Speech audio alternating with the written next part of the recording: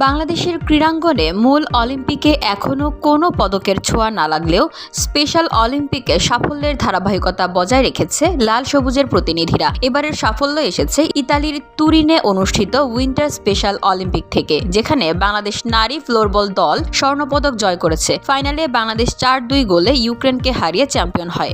দারুণ নৈপুণ্য দেখিয়ে অধিনায়ক স্বর্ণা, ফাতেমা তাবাল্লিন এবং ফারিয়া একটি করে গোল করেন। এর আগে সেমিফাইনালে শক্তিশালী প্রতিপক্ষকে হারিয়ে ফাইনালের টিকিট কাটে বাংলাদেশ দলের সফলতার পেছনে বড় ভূমিকা রেখেছেন বিকেএসপির হকি কোচ জাহিদ হোসেন রাজু, যিনি ফ্লোরবল দলের কোচ হিসেবে দায়িত্ব পালন করেছেন।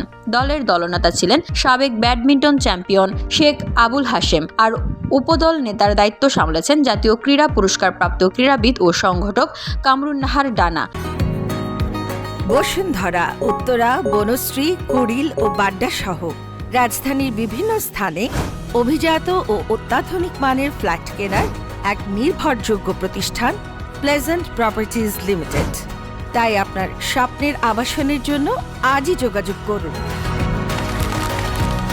Pleasant properties limited, where destiny matches eventually। বিশেষ চাহিদা সম্পন্ন ক্রীড়াবিদদের জন্য মূলত এই ধরনের অলিম্পিক গেমস রয়েছে। প্যারা অলিম্পিক ও স্পেশাল অলিম্পিক। শারীরিক প্রতিবন্ধীদের জন্য প্যারা অলিম্পিক হলেও মানসিক প্রতিবন্ধীদের জন্য আয়োজন করা হয় স্পেশাল অলিম্পিক। উইন্টার স্পেশাল অলিম্পিকে বেশিরভাগ ইভেন্টই শীত প্রধান দেশের জন্য উপযোগী, তবে ফ্লোরবল ইনডোরে খেলা হয় এবং অনেকটাই হকির মতো, যা বাংলাদেশিদের জন্য তুলনামূলকভাবে অনুকূল। এ কারণেই বাংলাদেশ প্রতি আসরে শুধু এই ইভেন্টে অংশ নিয়ে পদক জয়ের ধারা অব্যাহত রেখেছে। বাংলাদেশের ক্রীড়া ইতিহাসে স্পেশাল অলিম্পিকের সাফল্য উল্লেখযোগ্য। প্রতি আসরে সামার স্পেশাল অলিম্পিকে অসংখ্য পদক জয় করে বাংলাদেশ। এবার উইন্টার গেমসেও স্বর্ণ জিতিয়ে সেই সাফল্যের ধারা বজায় রেখেছে নারী ফ্লোরবল দল। VOD Bangla news desk.